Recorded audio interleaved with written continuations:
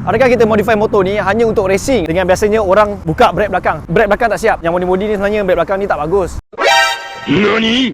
Kau berlagak macam engkau tahu semua, padahal kau cikgu, kau sahut sini sana. Tak pelajang, tak perlu kemadu, cukup channel ambil saya.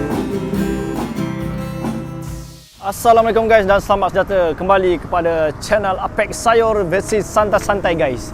Okey, kalau kita nampak kat sini ada dua biji LC V1, okey, version keluaran yang paling lama lah. Okey, ada dua jenis iaitu ES dengan SS. SS ni apa? SS ni adalah super sport, iaitu dia pakai gear tekan macam biasalah, dia pakai auto, tapi kita convert clutch. Yang ni original, dia panggil extreme spirit lah, ada original hand clutch, gear songket. Right guys, saya nak cerita sikit. Adakah modifikasi tu, adakah kita modify motor ni hanya untuk racing, ataupun orang yang modify hantar ke bengkel memang bertujuan untuk berlumba? So saya ceritakan ada dua perbezaan setup walaupun spek yang hampir sama. Okey, kita tunjuk. First kali kita tunjuk, ini adalah SC V1 ES tapi spek touring. Spek touring ni spek konvoi, spek jalan jauh. Kalau kita nak pergi jalan jauh 200-300 km, so spek macam ni kita set. Alright, nanti saya akan explain secara detail lah. Okay, dengan perbezaan yang sebelah ni, kalau kita tengok, dia hanya spek untuk racing sahaja, racing only, ataupun kita cakap keluar malam minggu lah orang kerit ke, pergi mana-mana lah, Ahad pagi ke nak beracing ke apa kan. Memang ni lah, memang tak relax guys. Ini memang tak relax guys. Okay, apa perbezaan dia? Okay, saya tunjukkan satu-satu. Okay, ini berjantung ataupun bernadikan J465mm.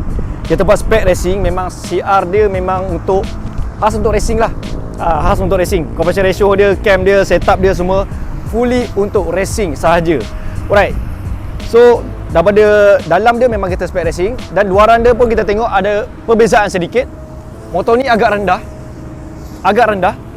sebab pakai tayar kecil, pakai 60-80 berbanding dengan sebelah kita pakai 70-90. Okey, berbeza kat situ Berbeza kat sini. Apa sebab dia? Okey, sebabnya bila nak racing ni kita nak kena ringan. Kita nak acceleration, nak pecutan, nak cepat, nak tinggalkan member kat belakang tu kan, nak betul-betul bagi gap, kita kena cepat. Berbanding dengan tayar yang besar, ia mengambil masa untuk rolling. Untuk mengambil masa untuk pergilah. Right. Dengan biasanya orang buka brake belakang. Ni biasa. Jangan kecam, jangan apa. Ni biasa. Biasa. Walaupun benda ni saya pun tak suka. Ni motor saya, tapi brake belakang tak siap. Saya pun tak suka yang tak ada brake belakang. Semua motor saya ada brake belakang, tapi motor ni baru siap, tapi brake belakang dia tengah order. Brake belakang tengah order sebab sebelum ni saya pakai drum. Bila tukar daripada drum ke disc, kena ada parts ataupun dia punya barang lah untuk kita pasang. Dia kena order lah, ambil masa sikit lah. Right. So yang modi-modi ni sebenarnya brake belakang ni tak bagus. Kalau tak ada, kena ada. Right. Ini setup untuk racing lah, racing only. Kita tengok semua kecil-kecil. Tayar belakang kecil, rim kecil, semua lah. Memang ringan-ringan untuk kita nak pecutan saja, nak bagi cepat. Nak bagi cepat. Biasanya dalam 5 kilo hingga 10 kilo kita boleh lock lah. Nak maintain dia punya top speed lah. Right. Untuk yang sebelah ni pula, macam sebelah ni kita tengok tadi J465, ini J668mm spek touring sahaja, bukan untuk racing. Okey, kenapa spek besar tapi tak buat racing? Okey, ada sebab dia. Sebab kita nak dia punya kekuatan tu, mesin dia tu kuat. Kita hanya santai-santai bawa, biasa-biasa bawa dengan anak saya. Kalau tengok, saya biasa bawa Al-Haq pergi Penang, pergi Johor, pergi Perak, naik motor ni lah, J668. Saya bawa dia santai je, tak ada racing-racing. Dan apa setup dia? Setup dia adalah, tengoklah seat mesti kena lembut. Walaupun kita nak sharp, nak potong, nak bagi cun-cun, nak bagi nampak ada shape dia kan, tapi kita kena pakai yang lembut. Okey, yang lembut ni saya pakai ni Cardinal punya. Right. Sebab sebelum ni ada juga saya pakai yang keras-keras. Jalan jauh sakit buntut. Macam tu tak apalah. Macam tu tak apa, sebab spek racing biasanya kita ambil jangka panjang dia punya perjalanan tu lebih kurang 50 hingga 100 km je. Macam ni 300, 600 km. So nak jalan tu kena keselesaan lah. Alright. So macam mana pula dengan handle? Okey, handle sebenarnya lebih bawah, sebenarnya grounding dia lebih bagus dan dia punya kestabilan dia tu sangat tinggi lah, lagi bagus daripada sebelah. Sebelah ni bukan saya tak nak buat, saya penat nak buat benda macam ni, penat. Nak custom dia penat. So bila kita bawa untuk spek touring macam ni, bila handle macam ni, kita selesa. Nak bawa macam ni, nak bawa sebelah tangan ke, nak apa ke, memang sangat-sangat selesa lah. Dan lebih sangat-sangat stabil. Alright, macam kita tengok kat sini, memang depan belakang tayar besar. Tayar dia agak besar. Dan rim pun tak sama. Rim ni lagi berat. Lagi berat. Sebab apa? Kita nak dia punya inertia. Kita nak jimat minyak.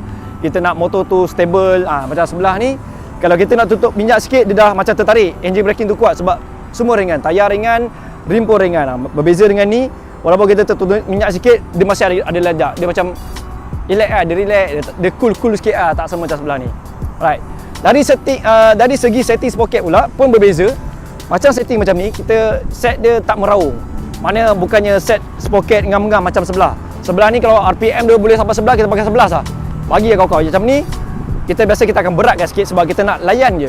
Kita nak throttle kita gitu je. Throttle kita setengah, meter dah out. Macam tu. Nak RPM tu relax je. RPM tu dia tak tinggi, dia tak dia relax je, dia slow je. Nice.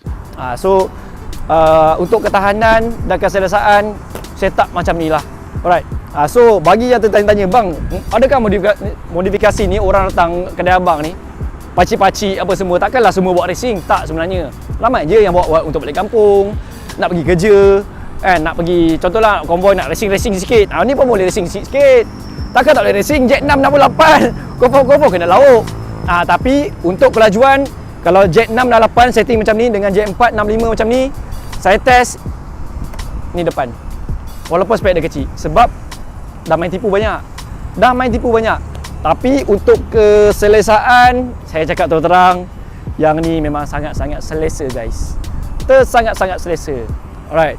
Nampak pun lebih sempoi. Nampak ni pun, motor ni pun lebih cool. Dia lebih besar, lebih stable, nampak lebih cool.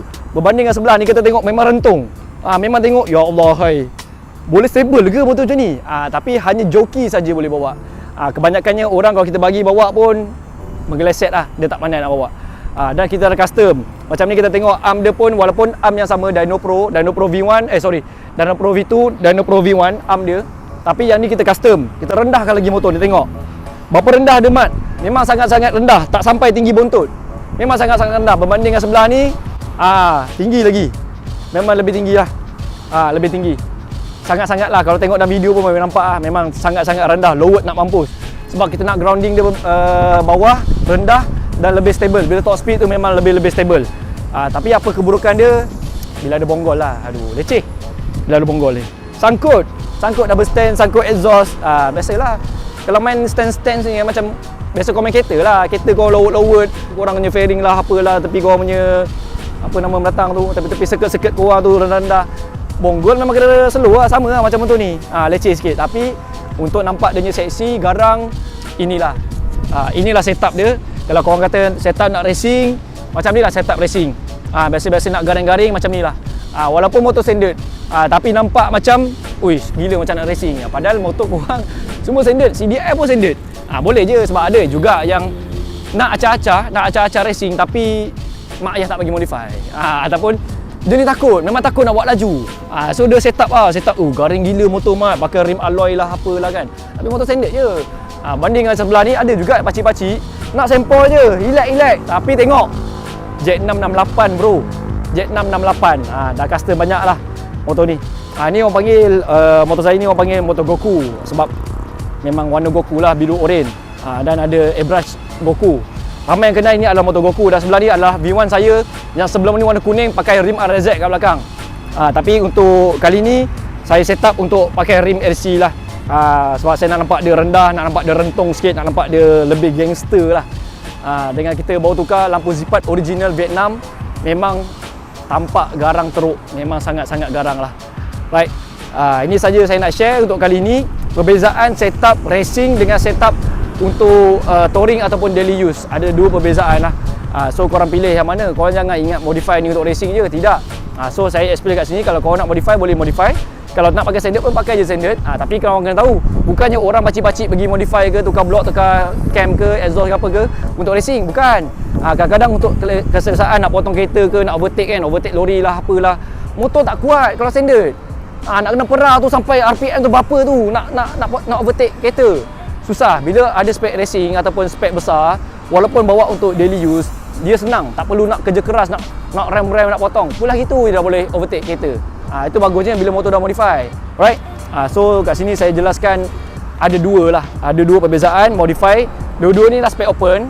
Bila dah jack road ni memang spec open lah, dia cakap 221cc dan 200 something cc, saya lupa. Right. So untuk video kali ni kita sempoi-sempoi lah, kita bagi tahu je lah. Right. Untuk ada apa-apa kemusykilan kau boleh tulis di ruangan komen. Nak apa lagi saya explain pasal motor, nak tahu apa lagi pasal penjenderaan, nak saya lagi explain apa-apa, boleh komen je di ruangan komen. Jangan lupa tekan like sekarang. Like sekarang guys. Right. Bagi tahu kawan-kawan channel ni bagus kalau bermanfaat. Right. Jangan lupa lah subscribe, like and share. Bye. Assalamualaikum warahmatullahi wabarakatuh.